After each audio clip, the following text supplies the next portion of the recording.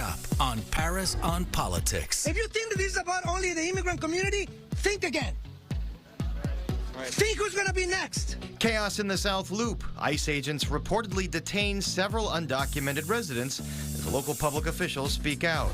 Will the city reinstitute a 1% grocery tax? We debate the issue. The recently passed $55 billion state budget. What's in it for Chicago, transit, and the state's public schools? This is Paris on Politics from Fox 32 Chicago. These so-called agents who came in today are masked individuals. These are the masked individuals that are being deputized by the dictator-in-chief to come and step on anybody's rights. Welcome to Paris on Politics, where we take you behind the headlines and beyond the spin. Chaos and confusion in the South Loop this afternoon as multiple undocumented immigrants were reportedly detained. It set off a firestorm of protest and political speeches from several Chicago older people, including Alderman Sigcho Lopez of the 25th Ward, who you heard there. And joining us now with the very latest from the South Loop is Antonio Gutierrez from Organized Communities Against Deportation. Mr. Gutierrez, thank you so much for talking with us. So what do we know right now? How many people were detained? Who are they, and what do we know about them? Yeah, thank you for having me. Overall, what we know is that at least 8 people were physically taken from this ISAP office behind me, were put in white bands unmarked. People were surrounding the building, saw these 8 individuals being taken in handcuffs that came in their own free will, entering the ISAP office for what they thought it was going to be another routine check-in that they were notified on Monday to attend or else. And we saw 8 individuals. One of our members of my organization that's been with us for 10 years also was detained today. She was not part of those 8 individuals that were physically taken in front of a mass protest or rally that happened today outside the ISAP office. So we know at least of 9 individuals that were detained at this office when they were only merely trying to accept the request of coming in for a physical check-in at the office behind me. Okay, yeah, that's what I was going to ask you. So this is at the Chicago Intensive Appearance Program office. This is an ICE facility. What does go on in this facility? Yeah, so ISAP, by the acronym in English, they are responsible for administering alternatives to detention for the purpose of immigration system and processes in the United States.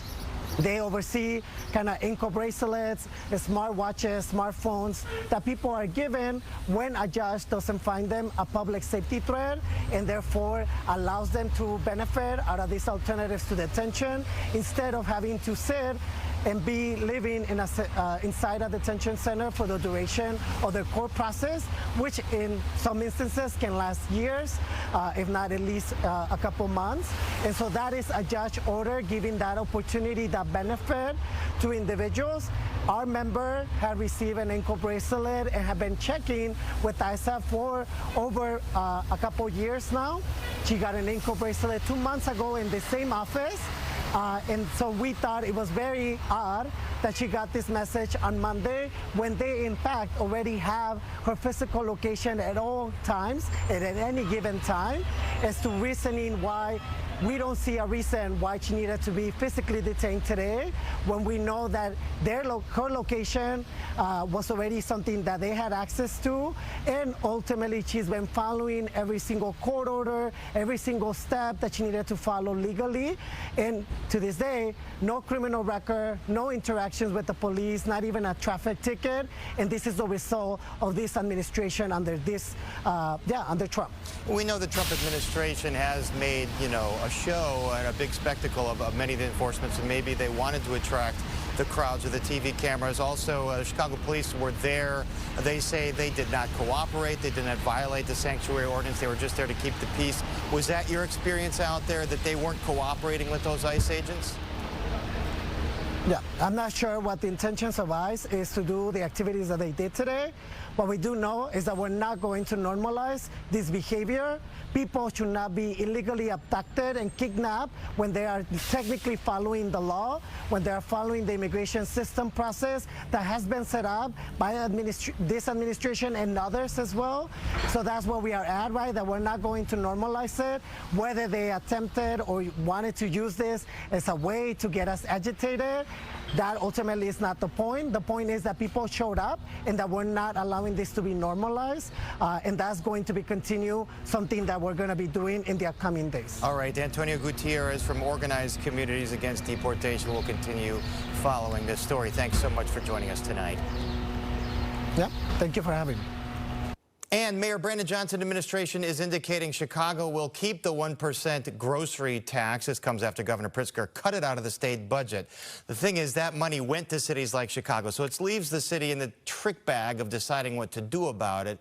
And joining us to debate this and the mayor's move to hire an outside pair of eyes to comb through the city's budget for savings are 34th Ward Alderman William Conway and 6th Ward Alderman William Hall. Hey, good to see both of you guys. Good to see you as well. Let's start with this contract between $3 and $4 million with Ernst & Young to come and look at the budget and try to find savings. Bill Conway, is this a prudent move given the fact the city has financial difficulties? Well, it's an incredibly odd move, Paris. I mean, it seems that the mayor's office has chosen to outsource the budget to some kind of blue ribbon committee, and now the blue ribbon committee has chosen to outsource that to some Wall Street consultants at a cost of $3 to $4 million for the 26 budget alone.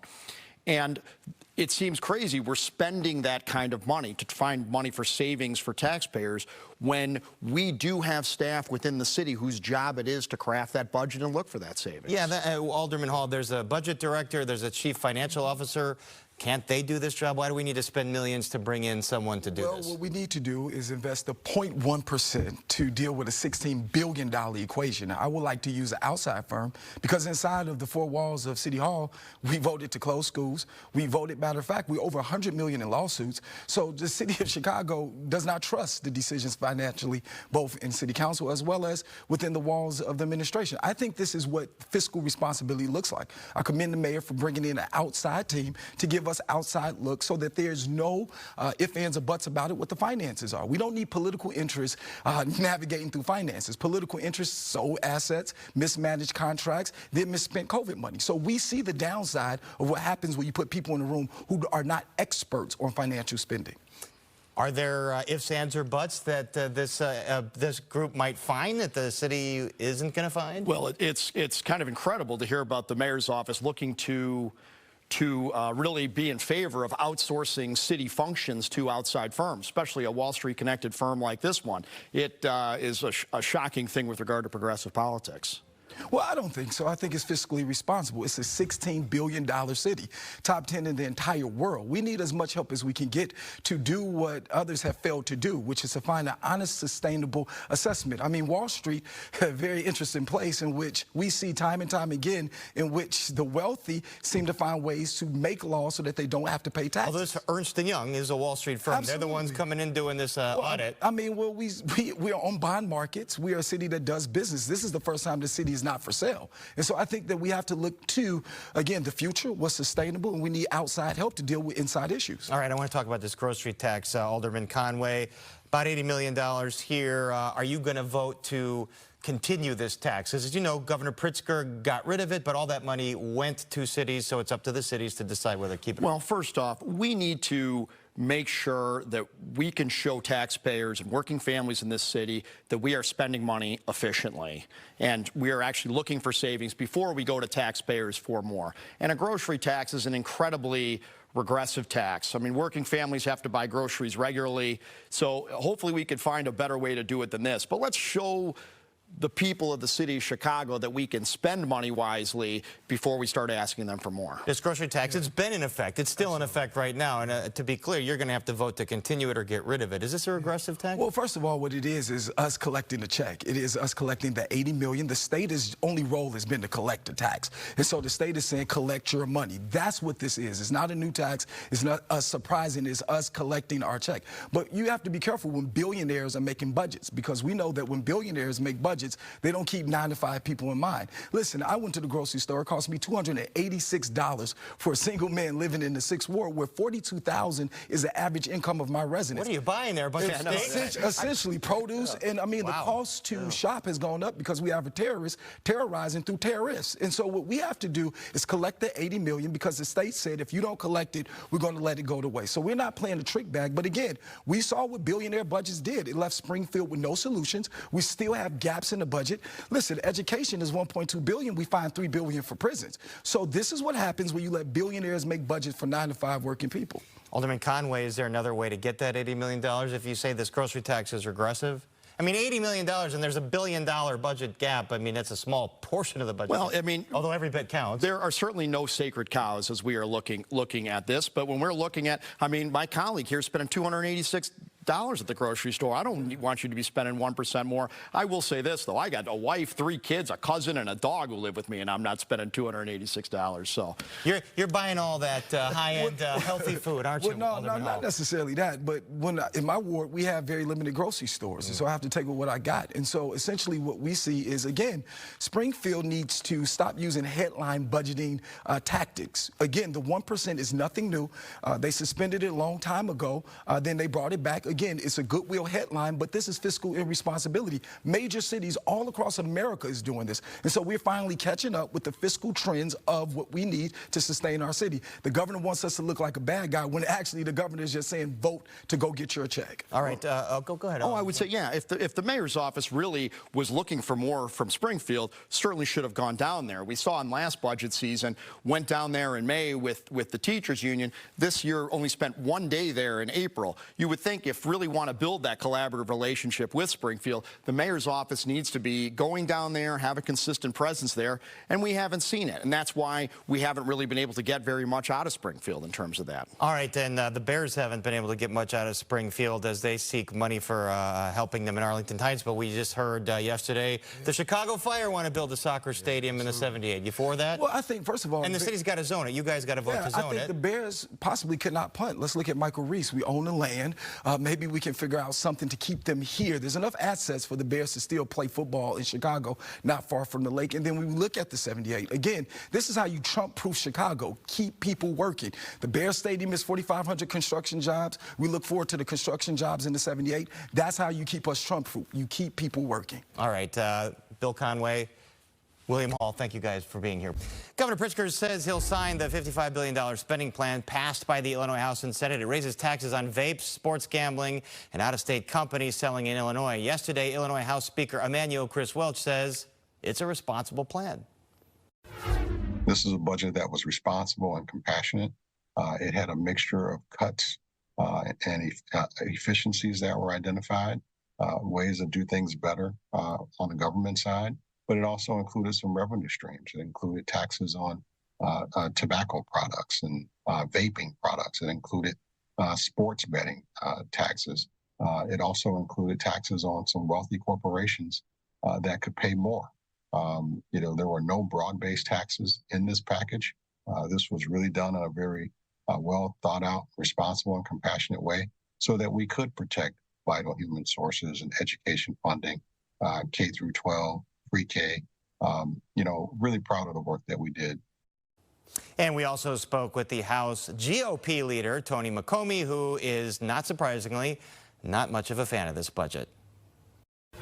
What we would like to see is a holistic approach on our tax structure, because we all know our corporate taxes need to go down. We can bring things more in line, and just to add more taxes that just get passed on to the consumer is not the best way.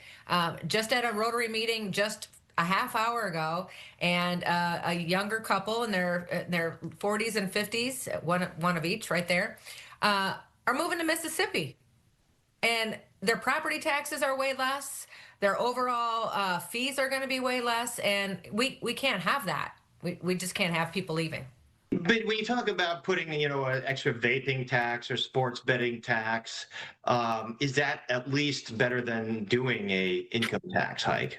Well, it's interesting because when you saw some of the Democrats talking about the sin taxes, they say, well, it's okay because we're just taxing behavior. Well, that would be fine because you can pick and choose what you want to do. And I agree with that. You can pick and choose, but they're not willing to tax criminals or enhance penalties when they're doing something wrong. And so you can't have it both ways. You can say, well, we're going to tax that bad behavior, but we're not going to penalize for that bad behavior. So, I mean, the hypocrisy is pretty rich. When you talk about how the state's kind of drowning in red ink, they had to close a $3.5 billion budget gap, but then you see something like $40 million in there for high school sports complex at the speaker's alma mater. What's your reaction to that? Yeah, it's pretty tough.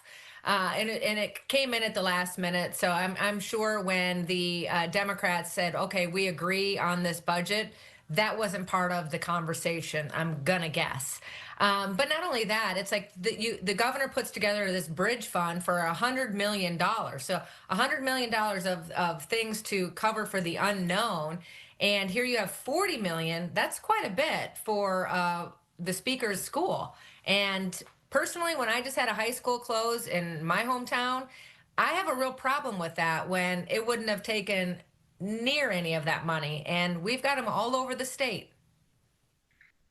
Transit funding, there's a disagreement in the Senate and the House in terms of how to fund these reforms and fund like avoiding a fiscal cliff. What's going to happen in the summer session now, and what would you like to see? Yeah, I think Representative Evadina, she is working hard. There is only a Dem working group, but I will give her credit. She is communicating with one of our members. It's not the way to do a big package like this. I think if we were running the group and rallying the troops, we could have got this done. The speaker has a rule of 60. So before you even talk to Republicans, you have to have your 60 votes over there. So that really makes it hard for a bipartisan bill. And really, quite honestly, policy this big that we're going to be giving close to $1 billion every year starting now. We should have a voice in that. And we have a lot of Republicans that are going to be affected by this completely. Our issue is really, what is the CTA? Because that's 600 of that 770 million.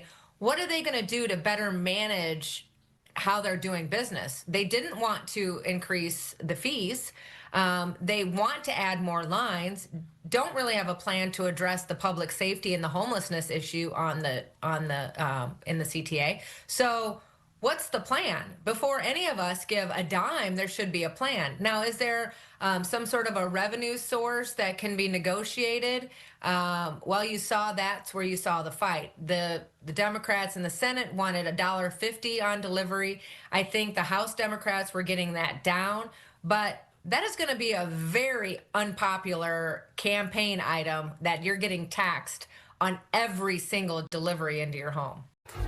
Public schools aren't seeing as big a boost in state funding as they might have wanted. And here to break down what's in this spending plan for CPS and school districts across the state is Samantha Smiley, reporter at Chalkbeat. Samantha Smiley, thanks for being here. All right, so breaking this down, it's about $300 million more for K through 12 schools in the state.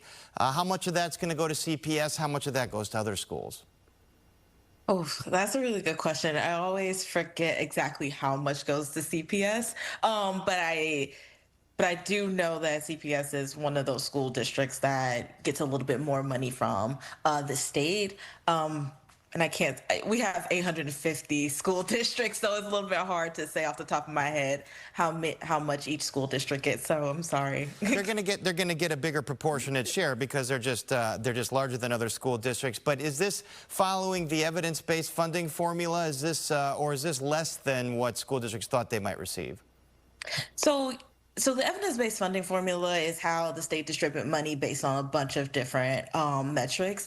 And so what state lawmakers proposed or promised in 2017 was that they would always give $350 million towards that formula. And 300 usually goes into like the tier funding, and then 50 million goes into like a property tax relief grant. according to ISB, that grant has been paused and will be reevaluated to see if it was actually helping school districts. And $307 million will continue to go to the tier funding. It is not what anybody was hoping for, I believe, in this time. I think that schools are just going to have to grapple with smaller budgets.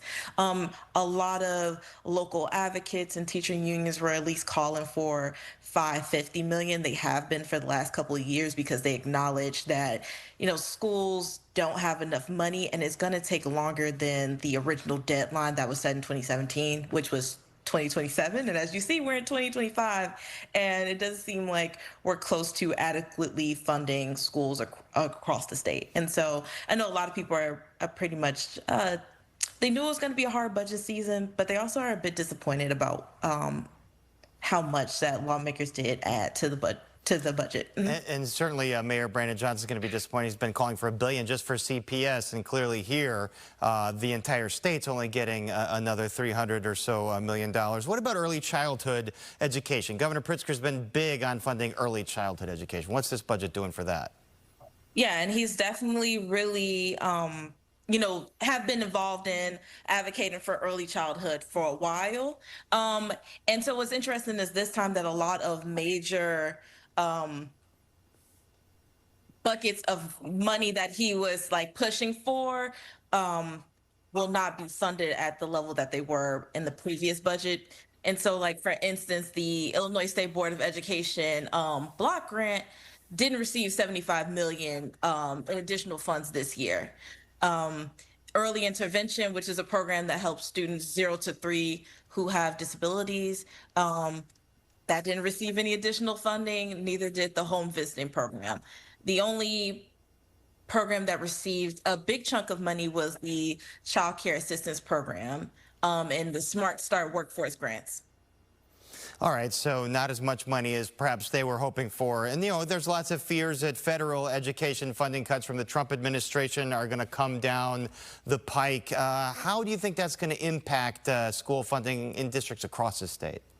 Gosh, this is one question that I keep asking, right? Because we're not talking about little money here when it comes from the federal government. We're talking about billions of dollars that the state get and is distributed to school districts for school districts that serve a large amount of students who are on free or reduced lunch, or who are English learners, or those who are disabled, or those who are experiencing homelessness. And so, any cut in funding is, I don't want to say destabilizing, but it is a really big issue. And it really does harm students who are at the margins already. And so it's something that we'll be watching. We'll also be watching at Chalk Beach, Chicago, what's going to happen with the Federal Department of Education to see, is it possible to get rid of the entire department? Are we going to see drops in funding for their operations, more cuts in staff? What all will happen is something that we'll be looking into. And we know Governor Pritzker has planned for about $100 million total across the budget if a bunch of Trump cuts come down the pipeline from the federal government. So that's education and a whole lot more. Samantha Smiley from Chalk Beach, Chicago, thanks so much for joining us. Thank you so much for having me.